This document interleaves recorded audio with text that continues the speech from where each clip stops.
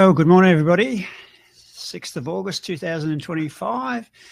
The year is certainly flying past. Welcome to everybody, whether you're watching this live or watching the recording later on in your own time. Our Mindset Meets Mechanics Portfolio Considerations webinar. So today we're going to have a bit of a look at the public portfolios, that is the Sharewell Systems public portfolios for both the ASX and the US. So keeping in mind, these are real live traded portfolios traded by Gary himself. So in those portfolios, we're actually getting to see not just the edge of the system, but also how the rules are applied in real time with real money. Then what we'll do is we'll go through and we'll have a look at how members are exercising exactly the same skills in their own mini public portfolios, if you like, through the Learn to Trade Properly program. And then we'll finish up with some Q&As, some questions, that is. So before we get underway, just a quick reminder, the content of today's session is purely for educational purposes, not to be construed as financial advice. We don't know your individual needs or circumstances, and therefore is very much general in nature. All right, so let's get underway. Okay, so a couple of things just off the top. For those newer members, the ASX Bar 3 Investor Public Portfolio started back in the beginning of 2016, 1st of January 2016, for both the ASX and the US public portfolios. So the objectives of those portfolios is to show a warts and all real world portfolio. So with live money, not fictitious, not simulations, not back tests or anything like that, but live, real traded portfolios in real time with real money. And the beauty of this is that we get to see what it looks like when we trade properly. So we get to see an equity curve, we get to see a dashboard of statistics, and we get to have a better understanding of the sorts of habits that we need to instill and really assimilate so that we can trade properly through all market conditions. So if you think about those market conditions since 2016 all the way through to now, nearly 10 years of market exposure, of market skills we're seeing in these portfolios. So execution under pressure with money at stake. So those public portfolios starting with around $80,000, when we talk about learning to trade, that's quite a significant amount to start a new portfolio with. So when investors have the appropriate skill set, then you can work up to those particular levels. So we're all very fortunate to have somebody who's obviously a very adept, very calm, rational, methodical thinking trader to be able to aspire to give us a model that we can all aspire to motivate and help us develop those skills.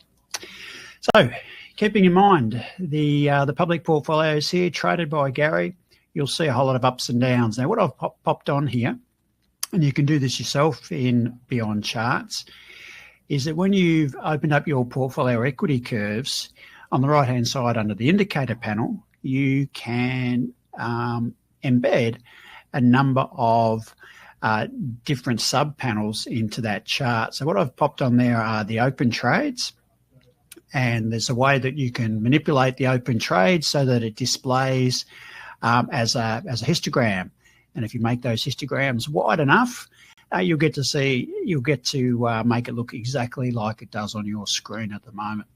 So what is this showing us? Well, it's just showing us the relative performance of the public portfolio traded by Gary, the blue line that is, compared to its benchmark. So that's the XJOA. So the XJOA is the ASX 200 accumulation index. So starting off with the same amount of capital, that's the journey of the two portfolios. So what are we trying to achieve when we are executing using timing?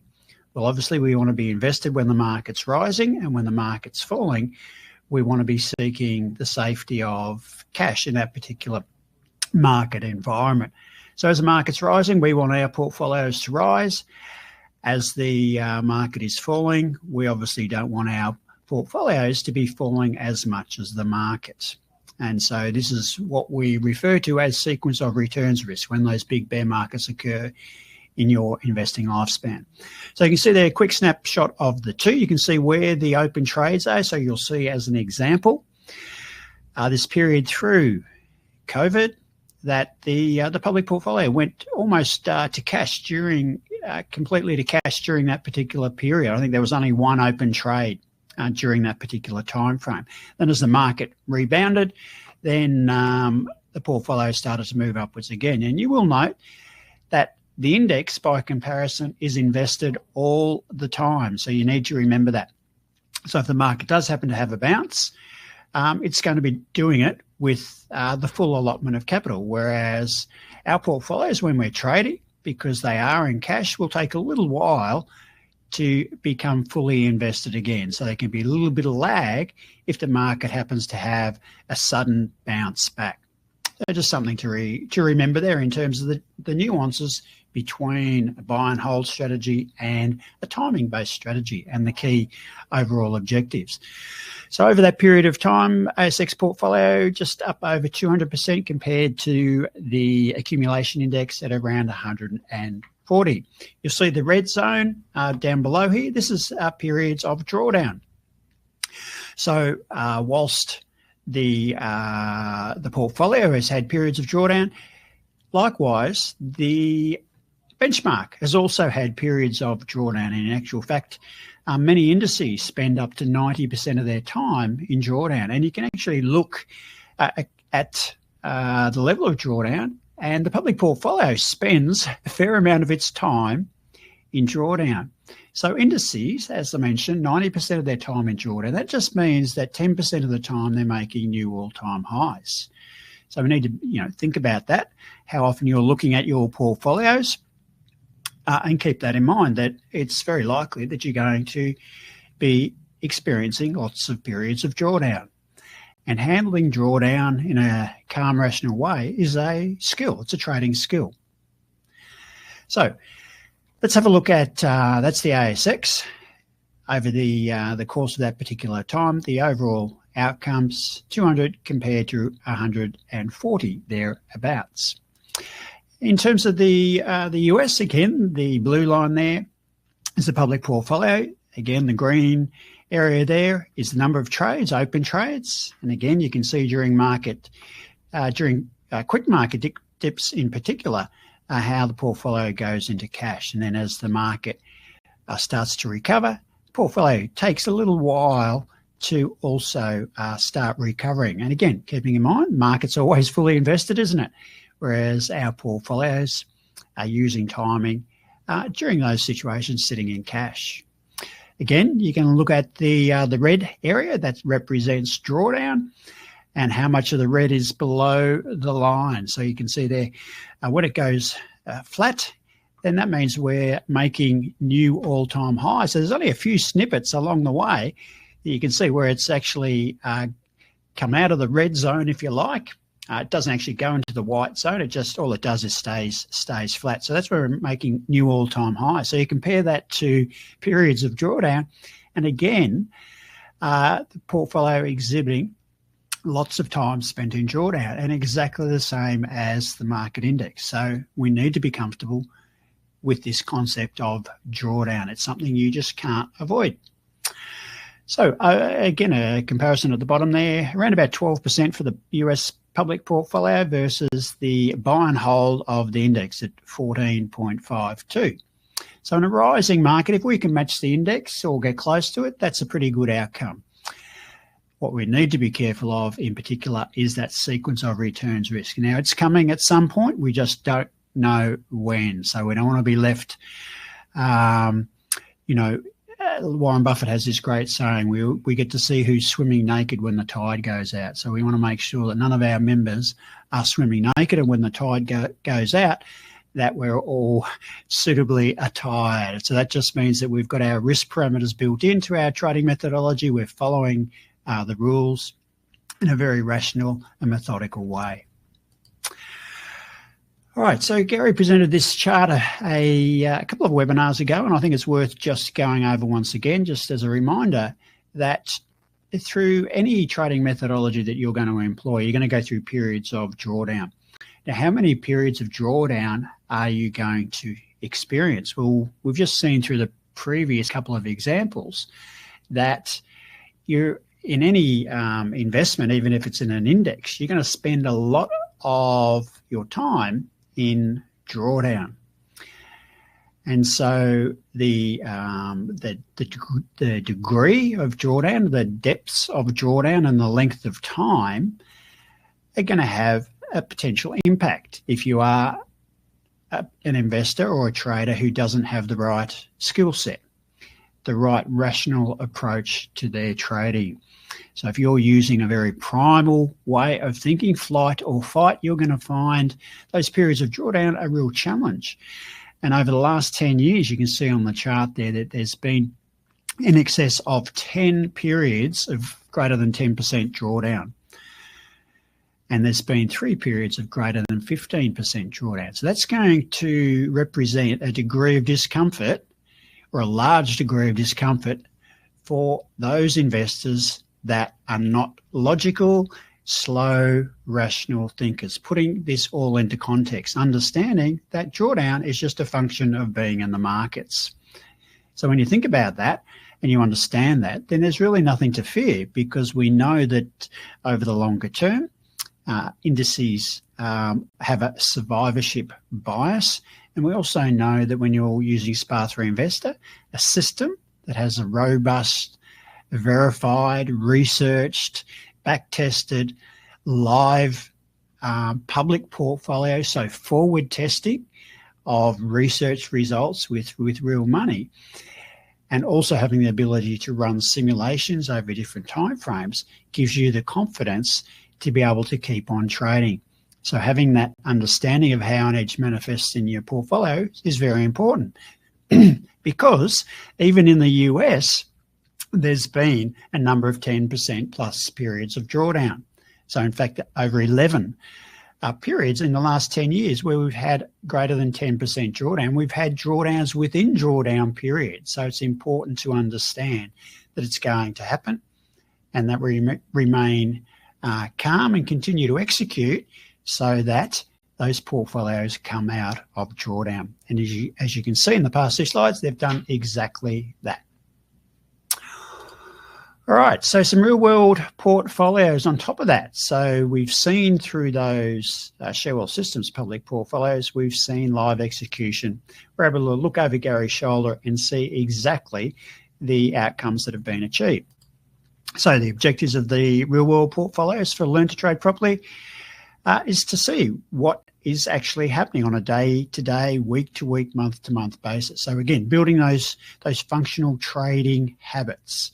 So how we think, importantly, is at the heart of what we are doing. So training our minds to think in slow, rational ways rather than those primal fight or flight. So again, executing under control pressure. So when we're doing this, we're doing it with real money. It's not paper trading. And we've got 10 groups that are currently involved in Learn to Trade Properly, with the most recent one starting last Monday of this week. So a cross-section of those trading both US and Australian portfolios. So at the essence of the Learn to Trade Properly study groups is an SAP. What's an SAP? It stands for a Skills Acquisition Plan. So if we are learning any new skill and we haven't acquired this particular skill before, then we need to take it easy. We need to expose ourselves to some level of risk, but not so much risk that it makes us freeze at the slightest little bit of interference from outside, whatever that may look like. And we often use the analogy of walking a slack wire. So the Learn to Trade Properly members will be familiar with this concept of learning to walk a slack wire an inch above the ground. If we can walk a slack wire comfortably and calmly an inch above the ground, then we get the benefit of improving our skills and raising that slack wire a little bit higher, testing our skill set. And if we're comfortable at that level over a period of time, guess what? We can raise the slack wire higher and higher and higher. And that's the ultimate aim of each of the Learn to Trade Properly study groups. As we go through that, we use the skills acquisition plan. And a key part of it, the mission statement, is to attain a mindset that allows us to remain disciplined, focused, and above all, confident in spite of adverse conditions. So the best traders aren't afraid. They're rational in the way that they think. They understand the process. They understand that they will face periods of drawdown. They understand that they don't need to be afraid of drawdown. They don't hesitate. They don't have any fear, doubt, or reservation. So fully accepting the risks. And this is part of the way that we learn to think through the Learn to Trade Properly study groups. Now, part of the skills of Learn to Trade Properly study groups is to be able to execute through multiple periods of at least 10% periods of drawdown. So if you think about this from a skills point of view, we could use the analogy of learning to drive a car. How do you know that you're competent in driving a car? Just because you can stop at a red light and know to go at a green light, does that make you a competent driver? I would say probably not. There's a degree or a great variety of road conditions that you're going to have to navigate. Now, whether that is the actual road conditions or whether it's the conditions inside your car that you're driving along the way, are you being distracted? And so on and so forth. So lots of parallels, but importantly, we've got to have some benchmarks that we can assess our trading skills against. And so we have these benchmarks built into skills acquisition plan, being able to trade through a period of at least 10% drawdown, following exactly the same process such that we get to come out of drawdown through experiencing a run-up, sticking with our methodology and remaining calm and rational through the whole process.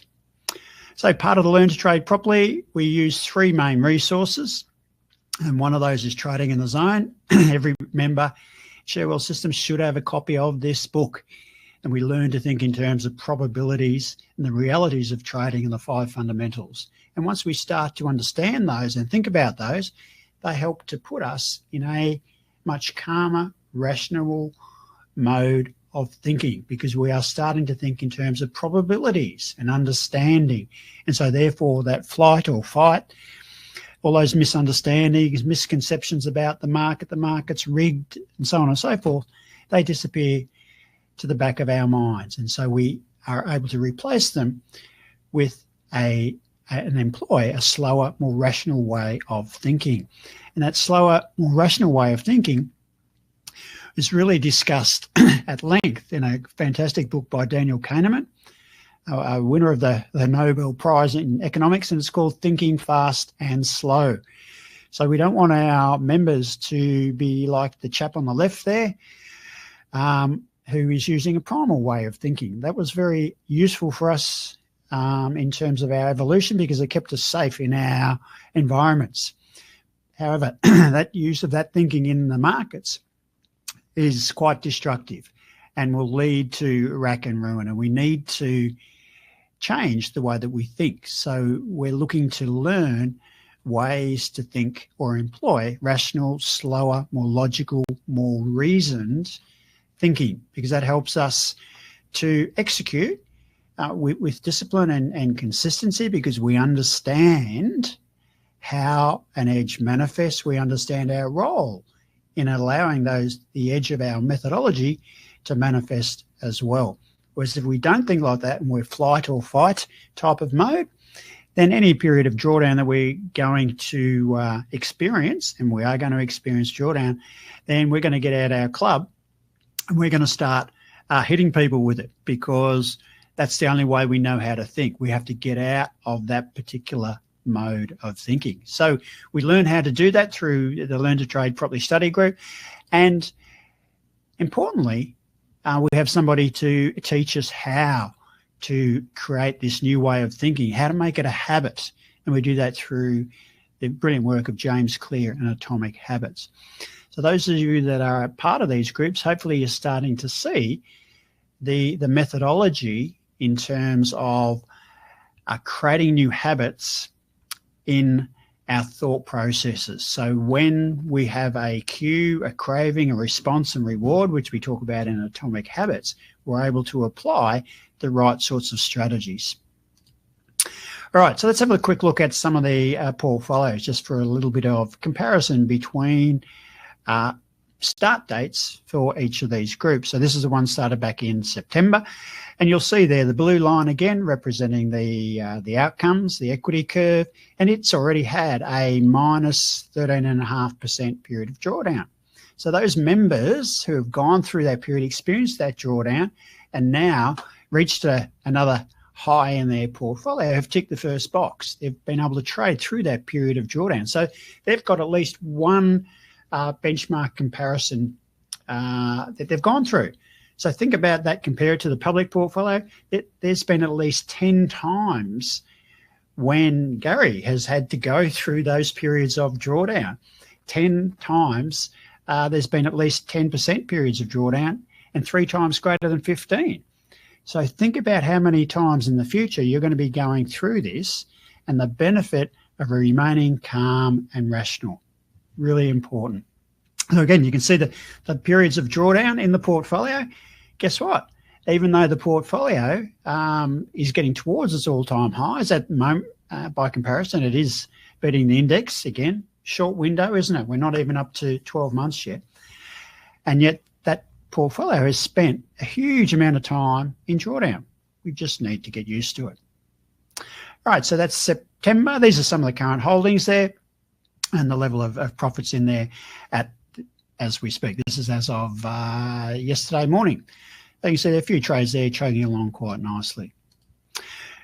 The next group that we started was in December, and that was the US. And you'll see there the blue line again, only starting in December, and then by February, really sort of going into a period of a drawdown there, and it still is in drawdown.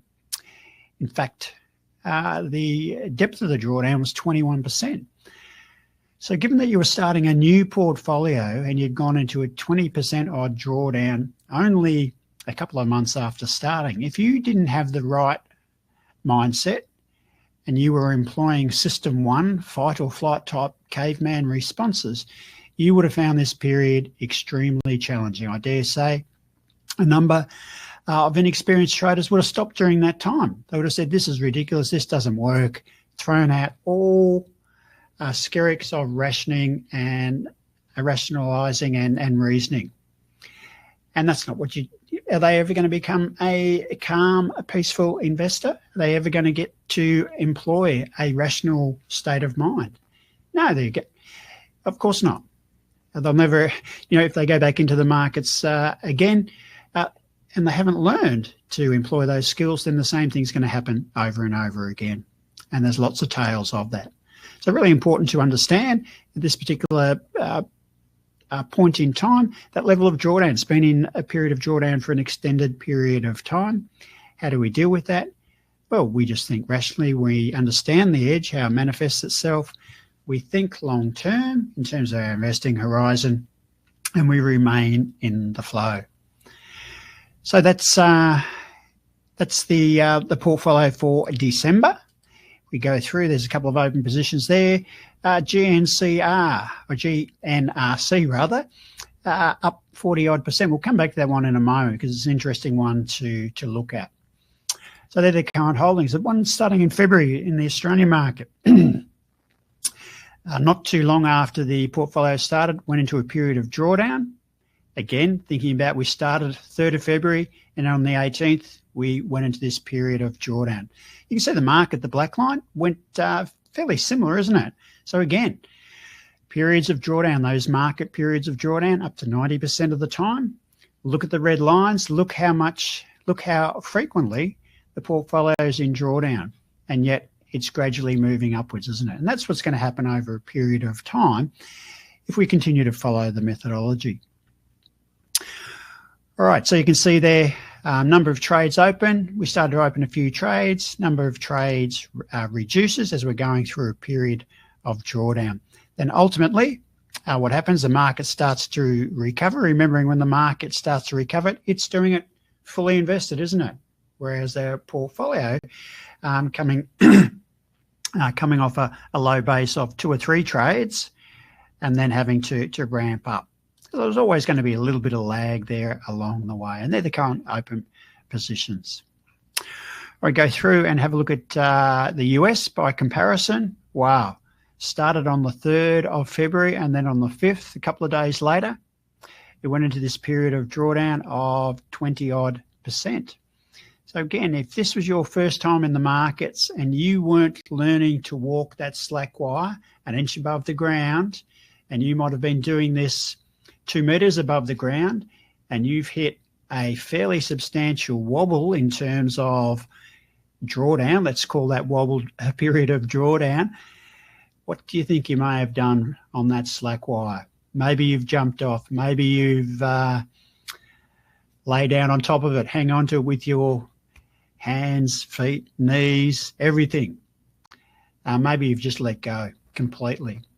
Well, that's obviously not what good trading is all about. So understanding that is really, really important, and remaining in the flow such that over a period of time, we get to see that equity curve start to move back up to where it was. So a high degree of skill that's going to be required to be comfortable being uncomfortable. And again, some trades trading along there very, very nicely, and GNRC is one of those. April Australian portfolio. This particular portfolio, even though it's been going since the beginning of the very end of March, it's been moving in an upwards direction overall. It's similarly to the market there, the black line. Not much difference between them. Again, keep in mind, very, very small window at this particular point in time. It's actually been fully invested for a fair amount of that time as well. But even though it's been fully invested, these little red lines down the bottom represent periods of drawdown. And you'll see through the life of the portfolio, gee, there's not many days when there isn't a red bar. Okay, so we've just got to get used to that and think about it. And if we become used to periods of drawdown, then it just becomes part and parcel of, it's a bit like when we drive the car. We know that there's going to be traffic on the road, isn't there? It's lovely when we drive and there's no other cars around, but we know there's going to be cars there. It's just part and parcel of the environment. Now, at this particular point in time, only 4.76% drawdown. So when we think about that, have we come close to our first benchmark in testing our driving skills? No, we haven't. We're still quite a way from it. So we went through that period of drawdown, and you'll see on the right side, we just came out the top of it there. And you'll see all the way down the bottom there, just coming out of that period of drawdown. So an all-time high sitting there, and then back into drawdown. So we've got to get used to it.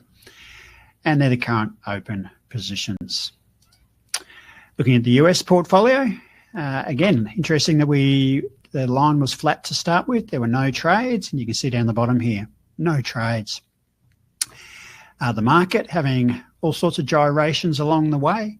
And at this point in time, the portfolio only having a minus 4.7% period of drawdown. So again, whilst the portfolio is going in the right direction, we need to ask ourselves, am I learning a whole lot about my mindset as my portfolio's equity curve is rising? Have I really been tested? And this is the benefit of going into those periods of drawdown. It really enables us to test our skills, and that's really important.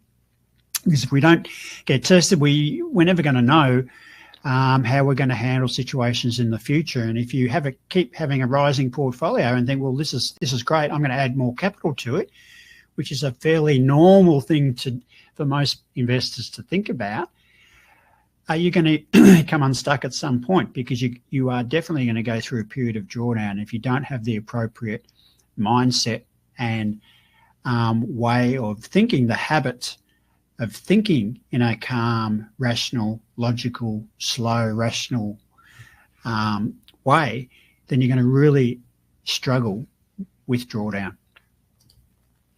So that's the June ASX curve, and moving towards the upward side there. And you'll see there, only 4.4% drawdown. Now, again, very small history, isn't it? Looking through a very tiny window. And even over that period of time, you'll see all the little red bars, which represents drawdown. So hopefully providing some context to each of these equity curves, keeping in mind that these skills that we're thinking about have been employed for the last 10 years in the public portfolios. So again, we're very fortunate to have a role model that we can use as a reference, and that's obviously Gary. And Gary's had the benefit of being a very good friend of Mark Douglas. So really learning those skills, and we are able to learn from that, that 1 degree of separation, if you like, from each member and Mark Douglas, and Trading in the Zone, the book over my shoulder, being able to think about that, learning those skills, seeing it applied by other people. So not just Gary, but all the members of Learn to Trade. Probably every person in those communities is employing those skills. So that's, again, something to think about, isn't it? That you're not doing this on your own.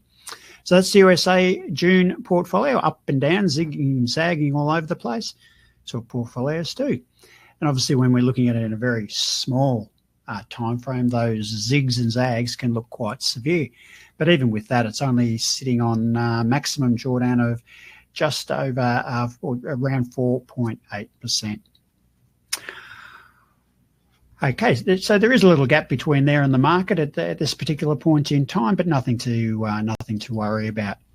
Again, we need to compare these over the larger sample size, and that's what it's all about, becoming the casino, understanding how an edge manifests, and just becoming the casino in terms of executing with consistency, discipline, knowing that you've got an edge, and that you just need to expose that edge, expose your capital to the edge all of the time. You can't stop and start.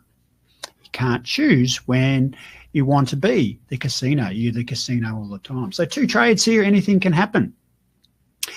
And I've got these in there. GNRC on the left-hand side there. There's our little green arrow you can see on the chart.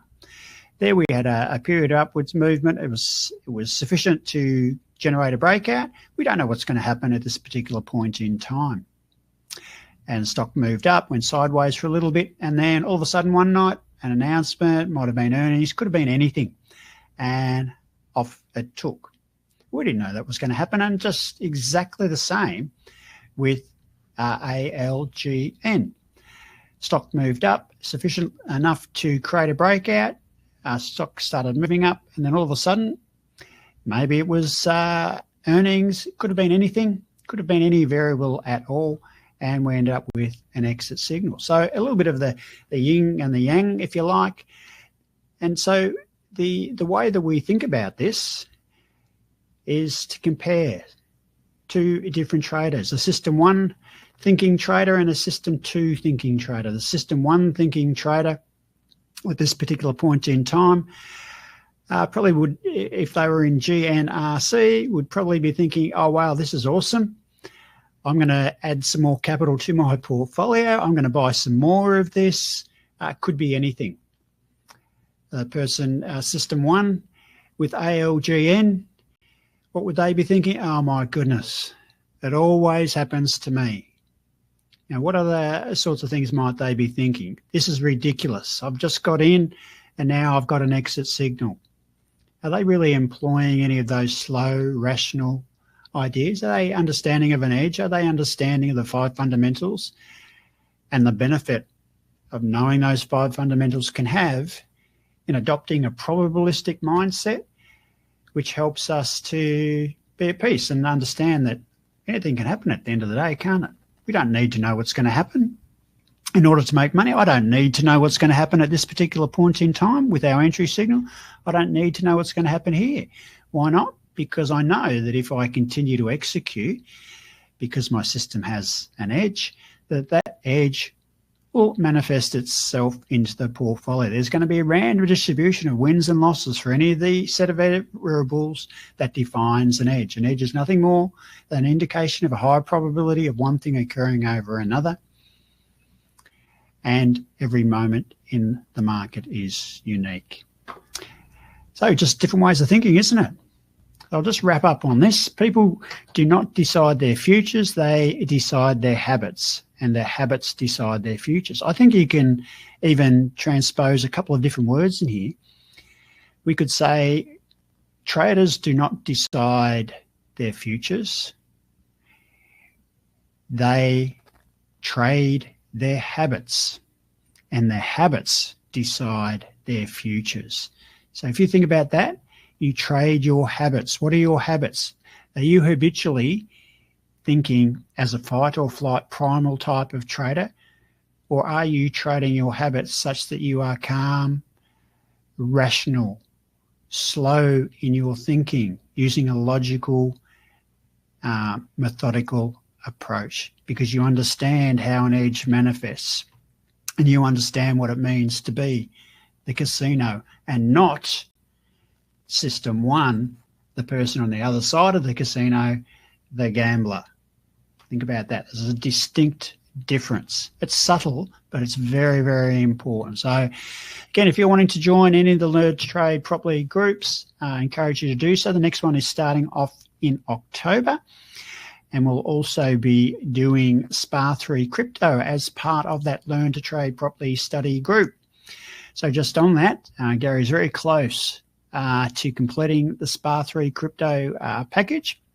We are looking to run a webinar very soon, potentially as soon as next week. If not, it will definitely be the week after. So going through what SPA3 crypto involves, some of the currencies, we're looking at some of the brokerage options that you might like to use as well, some of the performance metrics, and so on and so forth. So please keep an eye out for that, keeping in mind that all members have access to the discounted rate on that as well. So those of you that want to learn to trade properly using SPA3 crypto, let us know.